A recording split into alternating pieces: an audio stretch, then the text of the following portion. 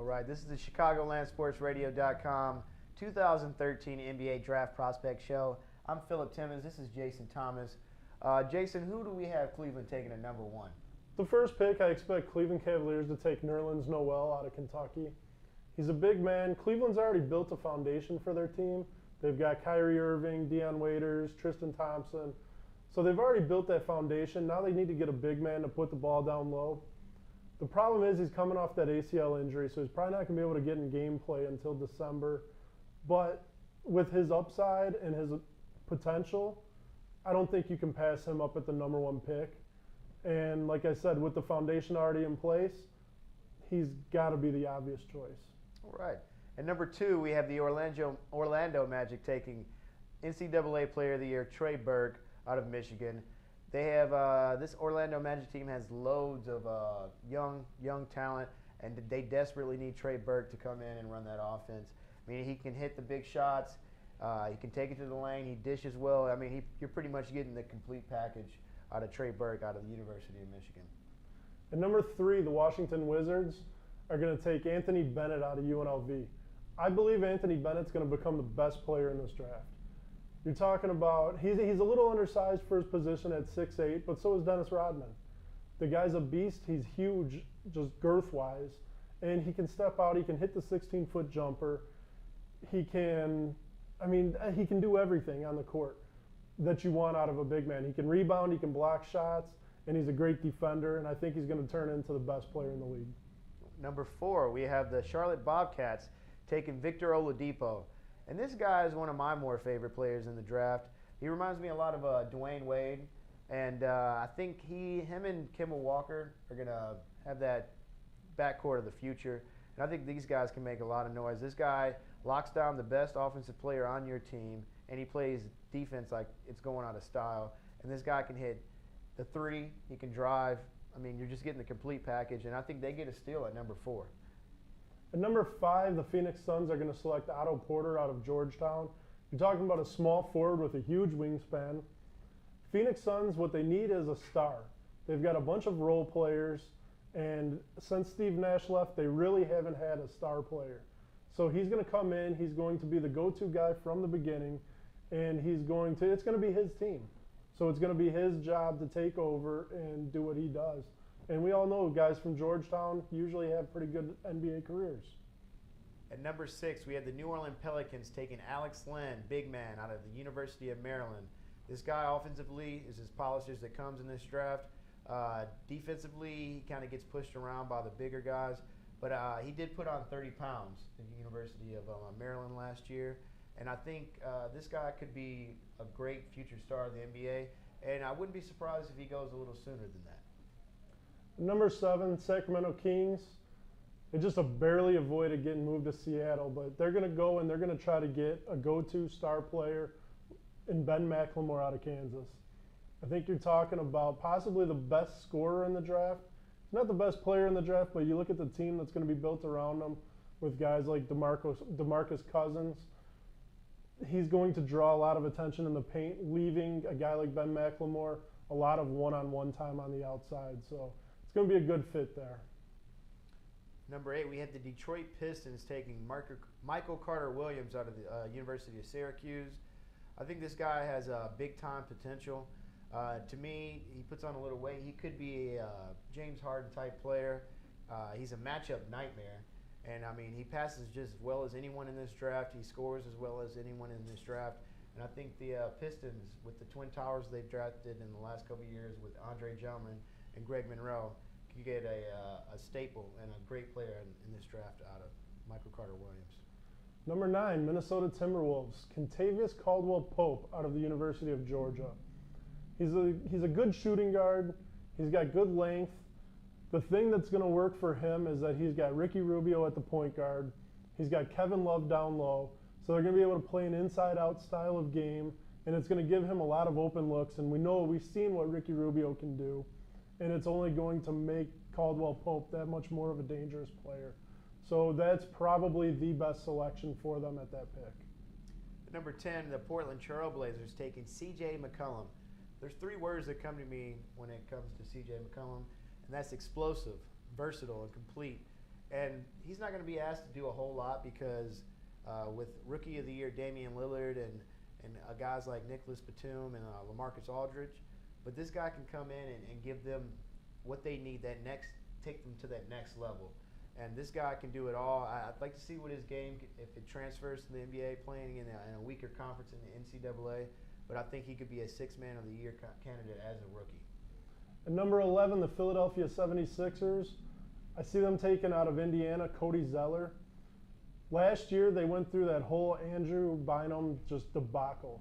They traded one of their best players to go and get him. And basically that left the paint wide open because Bynum wasn't able to play a single game. So Cody Zeller, he's just that presence that they need down low. They've got a young backcourt, and they need to play inside out more because guys aren't getting mismatches. So I think that Zeller would be the best choice at that spot. At number 12, we have the Oklahoma City Thunder taking Steven Adams, center out of Pittsburgh. This guy's actually from New Zealand. He's only been playing basketball for 4 years, so the ceiling for this guy is out of this world. I think this is the perfect pick for the Oklahoma City Thunder. I think he gives you everything that Kendrick Perkins was supposed to. He does all the dirty work. He reminds me a lot of a Dennis Rodman type player. He gets all the rebounds you can think of, blocks. Not going to score you a ton of points, but I think this is perfect for the Oklahoma City Thunder. At number 13, Dallas Mavericks are going to select Shabazz Muhammad out of UCLA. The whole rule where you have to go to college for 1 year probably hurt his draft stock because last year you're probably talking about a guy that was a top 5, top 10 pick. And now he's dropping to number 13, but he's going to fit in well in Dallas because if he goes in and Mark Cuban makes him the centerpiece of that organization, you know he's going to build around him. So falling to Dallas is actually a great thing for Muhammad. At number 14, Utah Jazz gets their point guard of the future, Dennis Schroder. He's from Germany, and he's playing with some of the best players in the world and dominating them. This guy can do it all. I mean, for me, he's more of a scoring point guard than an assist guy. But with those big men they have down there, I think he can get the ball to him just as well as anyone else. And I think you give this guy a year or two, and you'll have your point guard of the future. At number 15, the Milwaukee Bucks, I think, are going to take Shane Larkin out of Miami. And during the NCAA tournament, I think everybody's seen what Shane Larkin's capable of, and that's that he can run a team. Mm-hmm. He can score. He can do everything that he needs to do, whether it be passing, scoring, even helping on the boards. I think you're talking about a top 3 pick if he was 3 inches taller. But because of the undersizing, but he's still going to be a great fit in Milwaukee. He's going to fit that system perfectly, and it's going to be a good way for them too, especially if they can re-sign Monte Ellis. At number 16, we have the Boston Celtics taking Jamal Franklin. This is a Doc Rivers type player. And he plays from San Diego State. They've put out some really decent, good players the last couple years, and they get the future. With Rajon Rondo, you pair him up, I think you're going to have one of the best backcourts in the NBA, and this guy can do it all. He defends just as well as anyone. He hits really big shots, and he can take it to the lane on anyone. So NBA needs to watch out for this one, and Boston Celtics get their their shooting guard of the future, Jamal Franklin. Number 17, with the first of 2 picks, the Atlanta Hawks are going to take Rudy Gobert out of France. He's listed as a power forward, but he's 7'2", 230 pounds. So he's a little bit small. You know, he's going to need to bulk up. I mean, height-wise, he's got great height. He's got great length. He's just going to need to put some bulk on his body.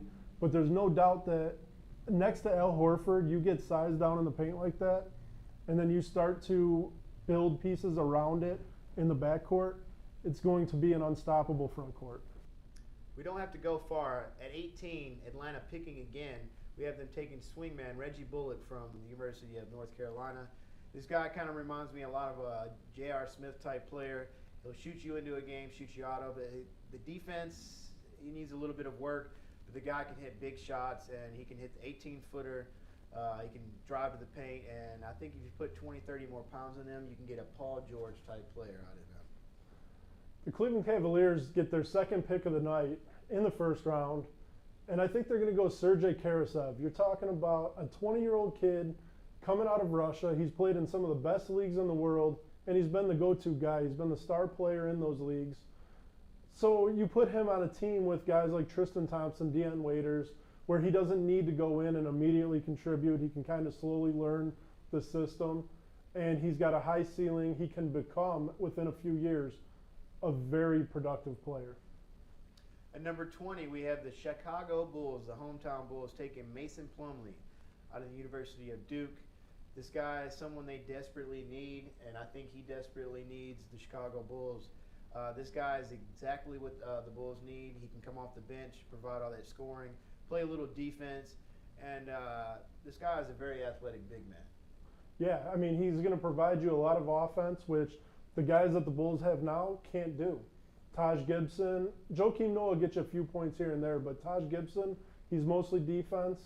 There's another guy on the board at that time that I could see them going after just because of fit, and that'd be Gorgie Deng out of Louisville. And it's just because he is a guy that would fit Tom Thibodeau's system. All right. This has been the 2013 NBA Draft Prospect Show from the ChicagolandSportsRadio.com. I'm Phillip Timmons. This is Jason Thomas. Have a good one.